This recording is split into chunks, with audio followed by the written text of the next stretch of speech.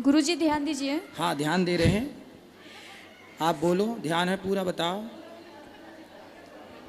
गुरुजी actually ना मेरी family में थोड़ा सा काफ़ी सालों से ना ऐसा हो रहा है कि पहले मेरे भैया ख़त्म हो गए, उसके बाद अभी प्रेजेंट टाइम पे मेरी मम्मी ख़त्म हो गई।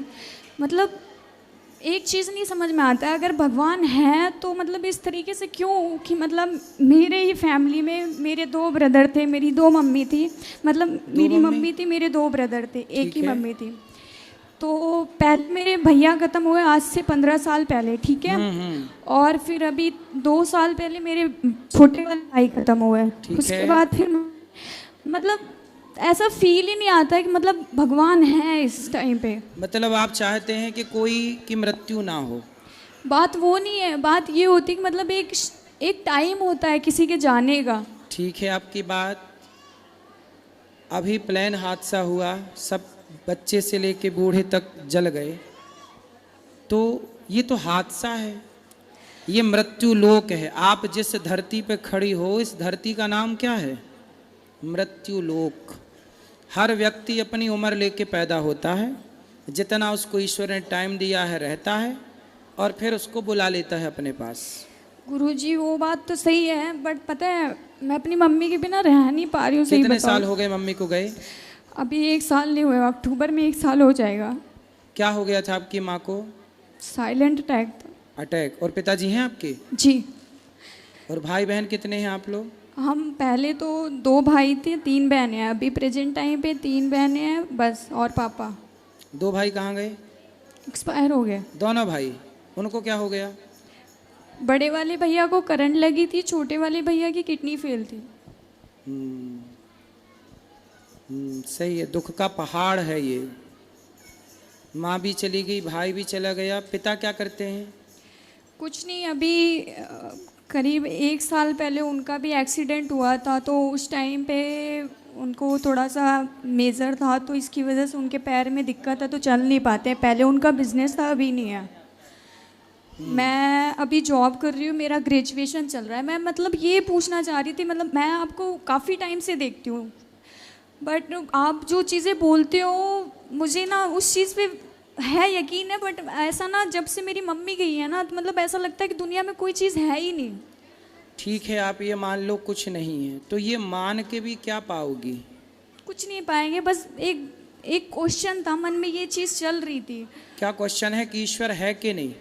नहीं, ये तो है कि नहीं वाला क्वेश्चन है ही नहीं। मेरा तो है? ये क्लियर है कि नहीं है, क्योंकि आप इस चीज़ को मान लीजिए, एक ही फैमिली, इतनी बड़ी दुनिया में एक ही फैमिली के ऊपर इतनी सारी चीज़ें। क्यों? अभी जो प्लेन हादसा हुआ उस समय तो उसके माता पिता 2 बच्चे थे, चारों एक्सपायर हो गए। तो ये केवल आपकी फैमिली के साथ ऐसा हुआ? आज ही सूचना मिली कि एक बस खाई में गिर गई, उसमें 10 लोगों की मृत्यु हो गई। परिवार तो रहा ही होगा उसमें।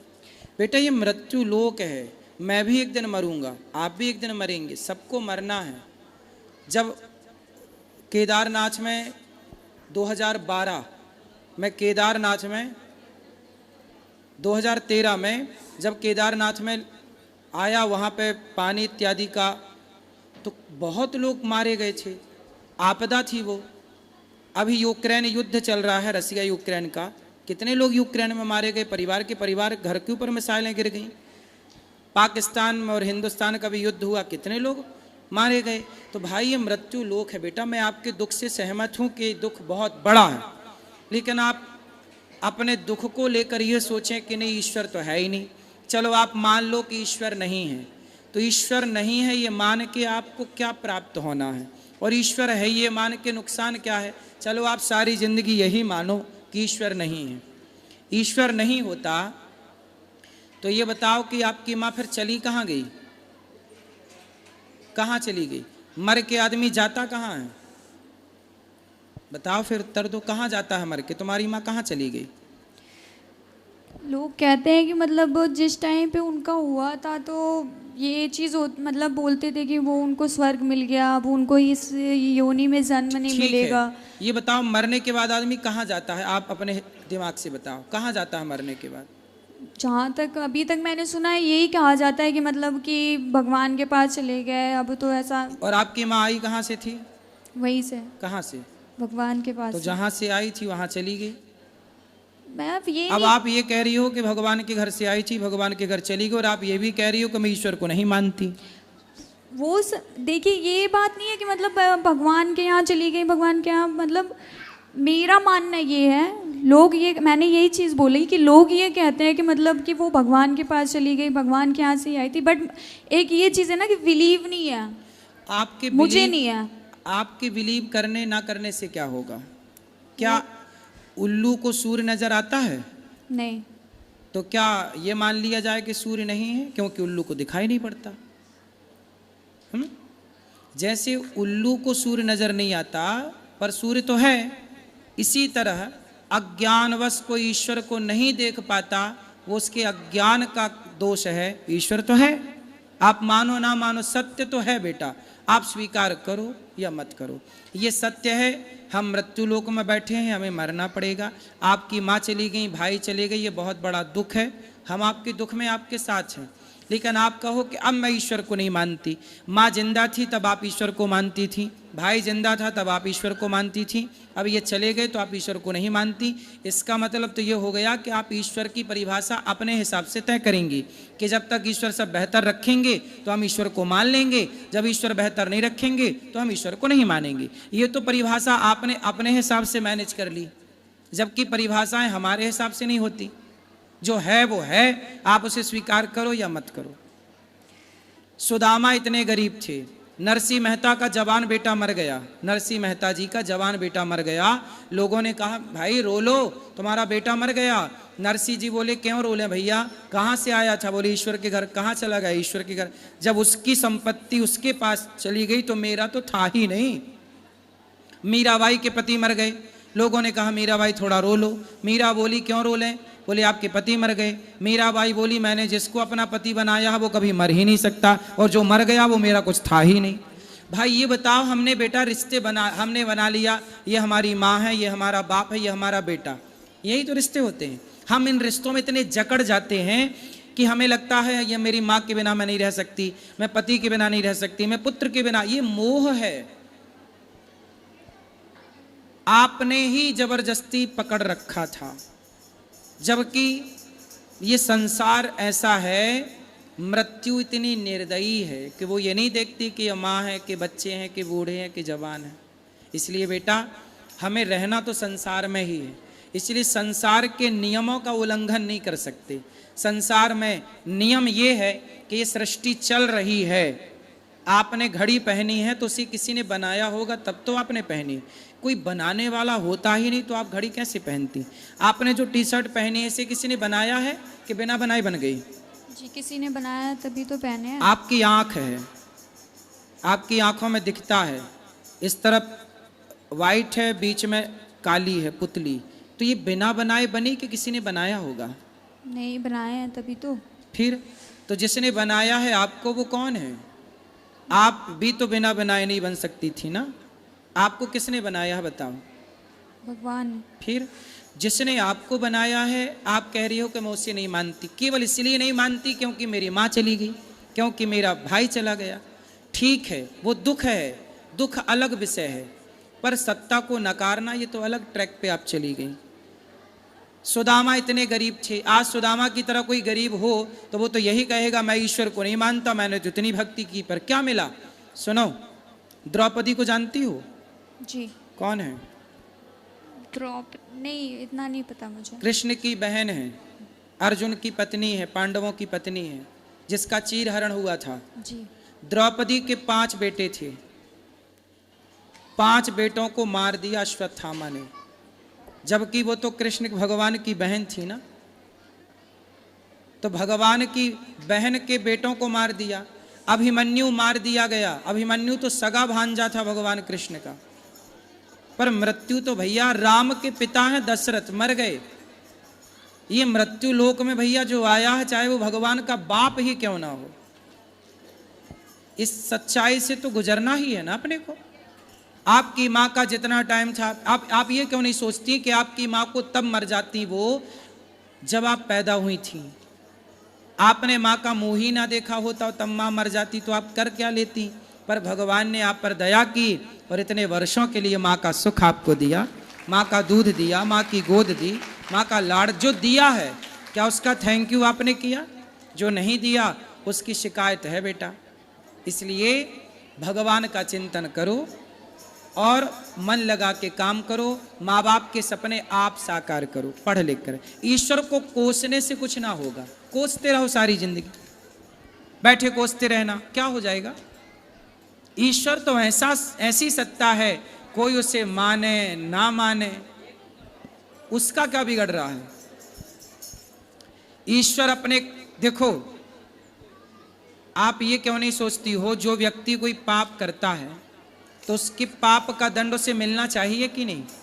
मिलना चाहिए। मिलना चाहिए। तो बेटा कभी कोई पाप हमसे होते हैं जिस पाप के कारण हमारी माँ हमसे चली जा, हम बिना माँ के हो जाते हैं। अब जो बच्चा पैदा होती उसकी माँ मर गई, क्यों मर गई भैया? इसको माँ का प्यार नहीं मिला, मतलब इसके भाग्य में माँ का सुख था ही नहीं। क्यों नहीं था? क्योंकि इसके पिछले जन्म का कोई ऐसा कर्म रहा होगा जिस कर्म से इसकी माँ का सुख इसे नहीं मिलना था। आप ये भी तो सोचो कि आप आज खड़ी हो, तो आप आज खड़ी हो यहाँ, इसके पहले भी आप कुछ कर रही थी, पिछले जन्म में कोई कर्म आप कर रही थी, उस कर्म के कारण आपको ये जन्म मिला। इस जन्म में माँ नहीं मिली, भाई मिला, इतना दुख मिला। भाई ये कर्म दंड है ना बेटा। भीष्म पितामह ने बाणों की सैया पे क्यों लेटे? क्योंकि पिछले किसी जन्म में सांप को फेंक दिया कांटों के ढेर में। जब हम कोई पाप करते हैं तो पाप का दंड हमें तो मिलता ही है ना बेटा, दुख के रूप में। आपको दुख हो रहा है तो ये दुख क्या है? आप ये क्यों नहीं सोचती? आप कहते हो मैं ईश्वर को नहीं मानती, आपने ये क्यों नहीं सोचा कि ये मेरे किसी जन्म का कोई पाप रहा होगा, जिस पाप के कारण ही मुझे पाप ही दुख देता है, पुण्य सुख देता है। ये प्रकृति का, ऐसे कोई मानो ना मानो पर अटल सत्य यही है कि हमारे पाप हमें दुख देते हैं, हमारे पुण्य हमें सुख देते हैं। बात समझ में आई जी। इसलिए यही है हिसाब ईश्वर का, यही है न्याय। आप की माँ चली गई, इतना सुख देकर गई, मतलब आप पर ईश्वर की कृपा है। कितने दिन आप पैदा होती माँ मर जाती तो क्या करती? आप भाग्यशाली हैं, कितने वर्ष आपकी माँ थी। वो लोगों को देखिए जिनकी माँ पैदा होती मर जाती है, उनसे आप कितनी बेहतर हैं। देखो पॉजिटिव रहना है तो बहुत सारी बातें हैं, और नेगेटिव ही रहना है, नकारात्मक ही सोच रखना है तो कोई बात नहीं है। फिर एक ही बात है कि जी ईश्वर नहीं है, फिर यही माना जाए कि ईश्वर नहीं है और कोसा जाए ईश्वर को। तो ये कोस कर भी क्या पाओगे आप और क्या पाऊंगा मैं? जी। क्या समझ में आया? जी समझ में आया कि मतलब एक तरीके से मुझे मतलब ये बताइएगा कि मतलब सच में ये कर्मों का ही फल होता है पिछले जन्म के? भाई बिना कर्म किए तो आपको नंबर नहीं मिलते, 10वीं से 11वीं में नहीं जाती। आप कर्म ना, आप लिखो मत कॉपी में तो आपको मिल जाएगा नंबर। ये चीज तो मुझे पता है कि जब तक कर्म नहीं करेंगे तब तक फल नहीं मिलेगा। ये जो पिछले जन्म का इस जन्म में मिल रहा है, इसका क्या कनेक्शन है? अच्छा ये बताओ, एक समय पर दो बच्चे पैदा होते हैं, एक अंबानी के घर पैदा हुआ, बड़े आदमी के घर, और एक फुटपाथ पर पैदा हुआ। एक ही दिन, एक ही तारीख, एक ही दिन दो बच्चे पैदा हुए, एक अमीर के घर, एक गरीब के घर। अब बताओ, जो अमीर के घर पैदा हुआ वो सोने की चम्मच में दूध पिएगा, सोने के झूले में झूला झूलेगा, वो जन्म लेते ही रईस हो गया। और इस गरीब ने फुटपाथ पर पैदा हुआ, साड़ी का झूला बांधती है माँ। अब बताओ बेटा, दोनों एक साथ पैदा हुए थे, पर एक गरीब हो गया जन्म लेते ही, गरीब के घर पैदा होके, एक अमीर हो गया अमीर के घर। अब ये बताओ कि उन बच्चों ने तो अभी कोई कर्म भी नहीं किया, पैदा ही हुए हैं, और पैदा होती कोई अमीर हो गया कोई गरीब। क्यों हो गया? सब अमीर होते फिर या सब गरीब होते? क्यों बेटा, उत्तर दो। एक तरीके से कर्म ही होगा।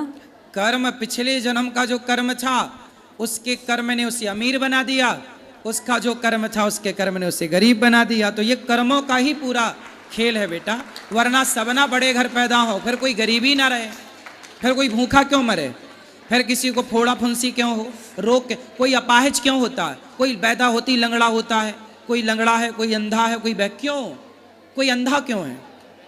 पैदा तो सब माँ के पेट से हो रहे हैं ना, जी। फिर कोई अंधा क्यों हो रहा है, कोई लंगड़ा लूला क्यों पैदा हो रहा है? क्योंकि वो अपने कर्म दंड भोगने आया है, ये कि तू जाएगा पर एक कदम चल नहीं पाएगा। ये कर्म दंड है बेटा। पिछला जो हम आपको आज सताएंगे, एक बात बताओ, आज हम आपको सताएं, पकड़ के मारें और पकड़ के आपको आग में डाल दें, जिंदा जलाएं और आपके साथ दुराचार कोई करे, अब बताओ जो हम आपके साथ गलत करेंगे, हम आपको सताएंगे, आपको आपका खून बहाएंगे, तो फिर हमें सुख मिलेगा? नहीं। फिर हम आपके साथ गलत करेंगे ना बेटा, तो हमें भोगना पड़ेगा। आप कोई देखे ना देखे पर ईश्वर तो देख रहा है। इसलिए बेटा संसार की अदालत से कोई बच सकता है, ईश्वर की अदालत से कोई नहीं बच सकता। ये ईश्वर की अदालत है। जो न्याय आपके साथ हुआ है वो ईश्वर की अदालत से हुआ है, मेरी और आपकी अदालत से नहीं। ठीक है जी। इसलिए सत्य को स्वीकार करो। समझ में आई बात? जी समझ क्या गई। समझ में आया? ये समझ गई कि मतलब जरूर उस जन्म में मैंने कुछ ऐसा किया था जो इस जन्म में मेरी मम्मी मेरे से छिन गई। हो सकता है कि ऐसा रहा होगा कि उस जन्म में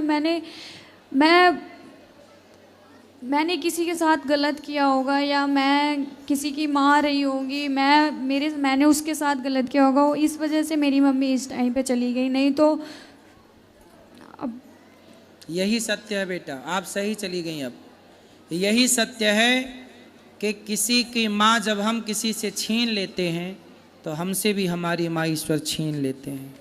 जब आप किसी से किसी का बेटा छीन लेते हैं तो ईश्वर आपसे आपका बेटा छीन लेते हैं।